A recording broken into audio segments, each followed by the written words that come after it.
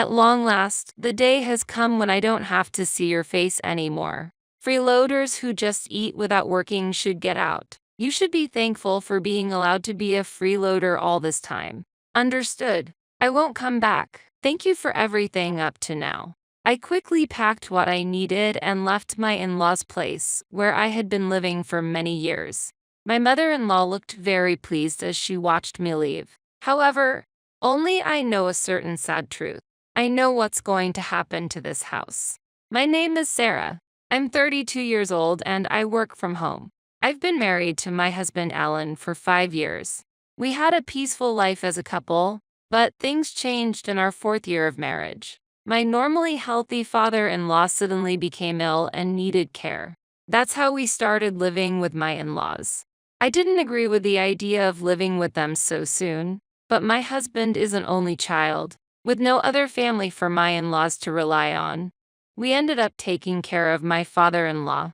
I thought about quitting my job if it were necessary for his care, but based on my past performance, my company allowed me to continue working remotely. Trouble with my in-laws started right away. Yes, I experienced the so-called mother-in-law and daughter-in-law problem too. Sarah, hurry up and take care of the cooking and cleaning.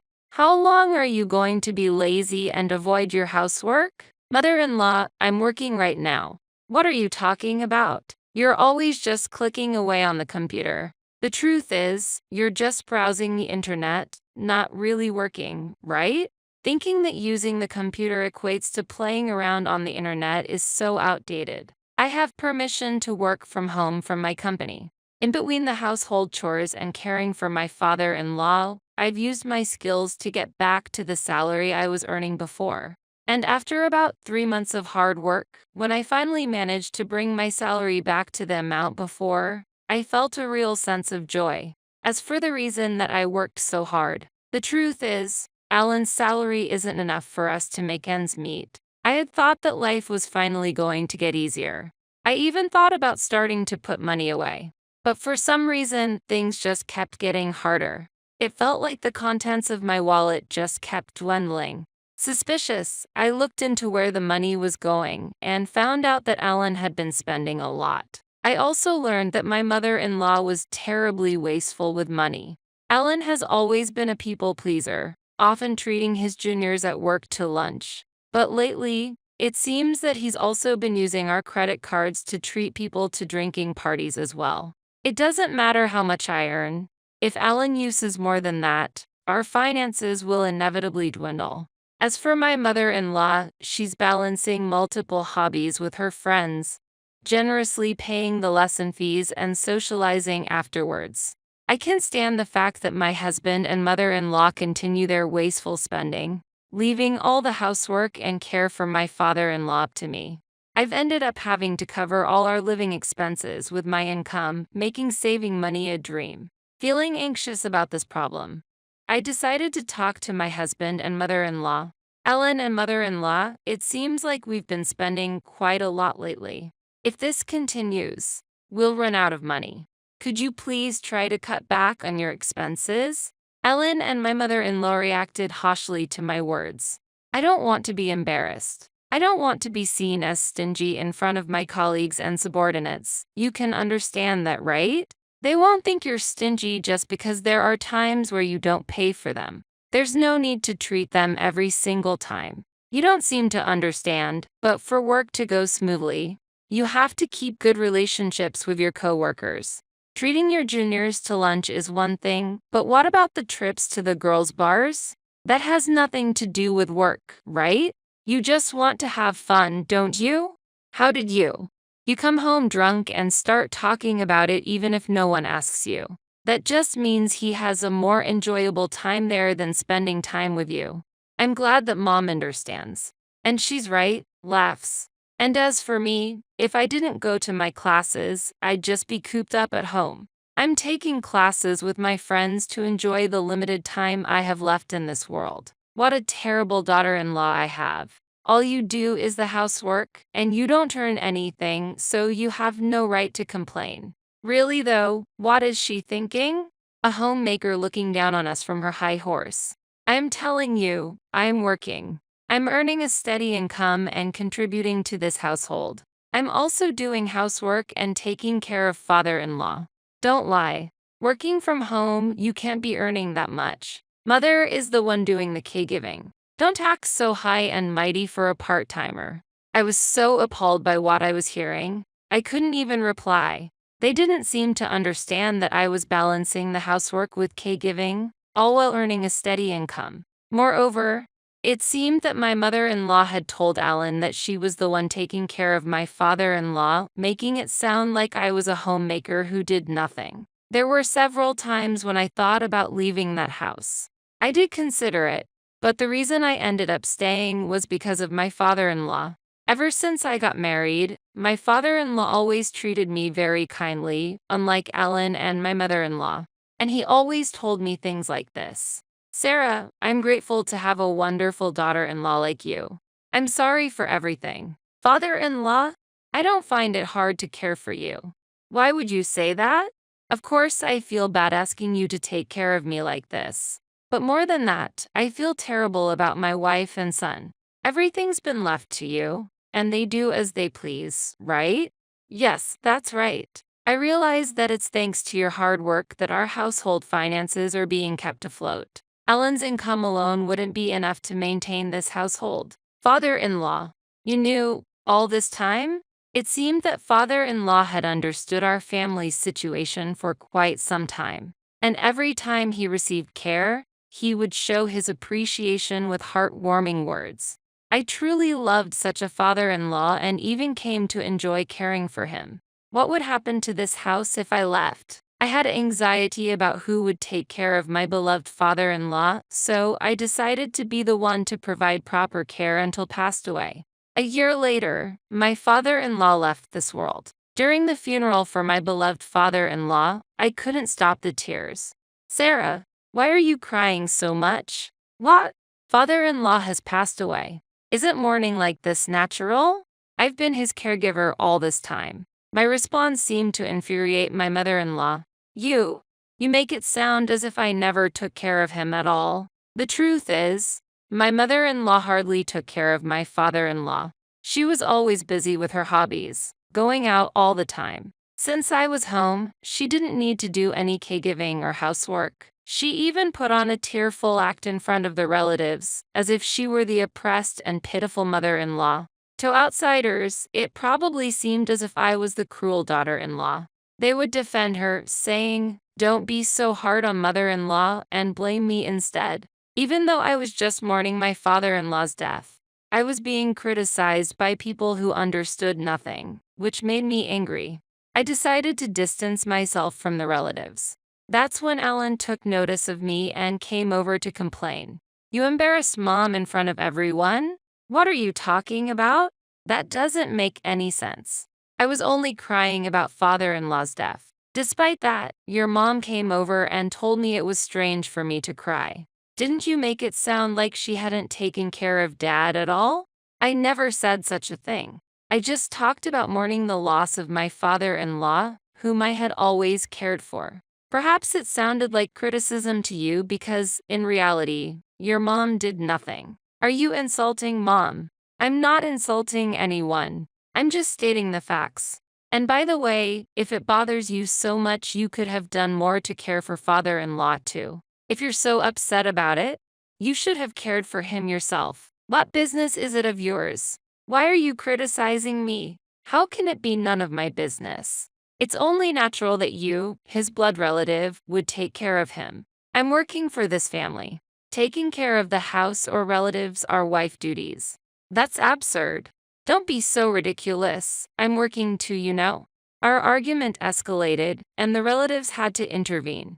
Although they stopped our argument, I didn't speak to my husband at all after that. Once all the funeral proceedings were finished, a lawyer came to explain the inheritance. I'd like to discuss the contents of the will regarding your late father's estate. First, to the wife and the daughter-in-law, Sarah, he's left half of his cash to each of you. And to his son, Alan, he's left ownership of the family land and home. What? If Alan gets the land and the house, doesn't that mean all the other assets go to the wife? Why is Sarah receiving an inheritance? I'm his wife. Your husband was deeply grateful to Sarah for the dedicated care that she gave him. He wanted to give her part of the inheritance as a sign of his gratitude. As this is the decision he made, it cannot be changed. I can't believe it. Oh, I get it. You were caring for him just to get the inheritance, weren't you? How could you think that? That has to be it. Otherwise, there's no way you could have been so devoted to him despite not being related by blood. I had a good relationship with my father-in-law ever since I got married. I took care of him to express my gratitude for that. Are you saying that you tried to let me, someone who isn't related by blood, take care of your own husband? Isn't that like psychological abuse? Don't be ridiculous. Fine, I won't bring it up anymore. Appearing frustrated that she couldn't say anything else inappropriate in front of the lawyer, my mother-in-law continued. So, that was Dad's decision. It's gratitude for Sarah's caregiving, right? If that's the case, then we have no choice but to follow it. May I continue? All right, well, your father stated that it's no longer necessary to rely on Sarah. Upon hearing this, my mother-in-law's face, which had been dissatisfied just moments ago, suddenly broke into a smile. Yes, that's great. I understand. Huh? What do you mean? My mother-in-law seemed pleased, but my husband was confused. He didn't seem to understand what she was saying. So, in the end, Sarah's inheritance is nothing more than severance pay. It's not gratitude at all. Now that Dad's caregiving is over, we don't need Sarah in this house anymore. My mother-in-law had misunderstood my father-in-law's will, just as intended. The truth is, my father-in-law had discussed this with me before. My father-in-law wanted me to be free from this house after he passed away. He used the will to cleverly deceive my husband and mother-in-law, making it seem natural that I should leave. And just as my father-in-law had planned, my mother-in-law, completely misunderstanding his true intentions, saw the will as a chance to kick me out. Pretending to be shocked by the will, so as not to let on that I actually wanted to leave, I said, "Father-in-law, why would you treat me like this? See, even to Dad, you were just someone that would take care of him. Ellen, you can't understand Sarah anymore, right? Why don't you just divorce her? Ellen, you'll still stay married to me, right?" As I looked at Ellen with tears in my eyes, he thought about it for a while and then said, "You know what? Let's get a divorce. I've inherited the family home and land, and Mom got some money too. There's no longer any need to worry about caregiving, so there's no problem if Sarah goes." What do you mean by that? Just what I said. I feel bad for asking, but could you leave our house and agree to the divorce? Understood? I guess there's no place for me here anymore. Saying such with a bit of restraint, I took a document out of the drawer and handed it to my husband. After that time we fought, I went and got this. No mistake, the document was a notice of filing for divorce. My husband promptly signed it. Finally, I don't have to deal with you anymore. A non-working freeloader should just get out. Laughs. You should be grateful for us having put up with you. A total freeloader. Is that so? Okay, I understand. I'll leave. Thank you for things up to now. By the way, since the lawyer is here, I want to check one thing. It's okay that I don't get any more than what I've already received from father-in-law's estate, right? Of course. You seem to have gotten a bit smarter, Sarah. You've been living off me until now. So don't even think about squeezing any more money out of me. Well, I suppose you're right. All right, it's settled then. Please make yourself disappear quickly. I promptly packed my things and left my in-laws' house. Watching me leave, my mother-in-law looked as pleased as could be. They had no idea what would happen to this house in the future. After leaving my in-laws' house, I immediately submitted the divorce notice to City Hall. And when I arrived at the apartment I had rented in advance, I couldn't help but shout out loud in the spacious room, "Finally, I can be by myself. This is great." I was overwhelmed with joy to be freed from such a difficult marriage. And I was truly grateful to my father-in-law for devising the plan to help me escape my in-laws' home. Afterwards, I enjoyed a comfortable life living on my own. Because I was able to get used to working remotely while living at my in-laws' place. I had become better at managing my time and work went smoothly. Thanks to that, my income increased and I was living a comfortable life without anyone bothering me. Until one day, my ex-husband Alan called me. It's been a while. Why are you calling me? We're in a pinch. Sarah, please help us. What kind of joke is this? Weren't you the ones who told me to disappear? My salary hasn't changed, but for some reason, we're running out of money. We can't live like this. Oh dear, laughs. That's a problem, isn't it?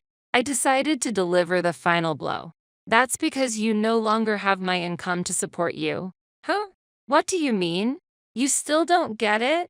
Didn't you notice while living so lavishly that your salary alone was not enough? I had thought that we could live on my salary alone, but you're telling me that's not the case? Of course, you squandered your entire salary on yourself. We only got by because I was the one paying for our living expenses. Maybe it's about time you and your mother learned some financial responsibility as adults? That's how much were you making then? Let's see. At that time, I was making about $4,800 a month, maybe? That's more than me. That's right. You didn't know, did you? By the way, now I'm earning even more than that, with no one to get in my way, laughs. Even through the phone, I could clearly feel my husband's frustration. Hey, Sarah, can't we start over? It was a mistake to let you go. I want to make things right again. Huh? It's obvious you're after my income. Are you stupid? That's not true. I still love you, Sarah. Don't be ridiculous. I never want to see your face again. By the way, what happened to the inheritance your mother received? With that amount, she should be living comfortably, right? That's the thing. It's about to run out. That's impossible. It was nearly $100,000, right? That's not an amount you can use up in just a few months. Mom and I spent it on shopping sprees, overseas trips, and half of it disappeared in the casino. A foolish mother breeds a foolish son. I have nothing more to say to you. Besides, I'm a stranger now, so I can't do anything for you, and I don't want to. Don't be so heartless. Help me. This has nothing to do with me. There's nothing more to talk about, so I'm hanging up. Don't call me again. Saying this, I ended the call on my end and promptly canceled the contract for the mobile phone I was using. What became of my ex-husband and mother-in-law afterward is none of my business, and I do not know. However, about a year after that call, I passed by my mother-in-law's house and it had become an empty lot. They probably had to let go of the house due to financial reasons. Well, it's really none of my business anyway. As for me, with my newfound spare time, I started going to a wine class that I had been interested in for some time. There, I met a man 2 years my senior who took me seriously, and after dating for a year and a half, we got married. He is the ace of a well-known company that many people are aware of, and despite his high salary, he is humble with a warm and wonderful character. He respects my career, and we enjoy a fulfilling married life filled with mutual respect. These days, I feel that maybe all this retribution was a gift from my father-in-law.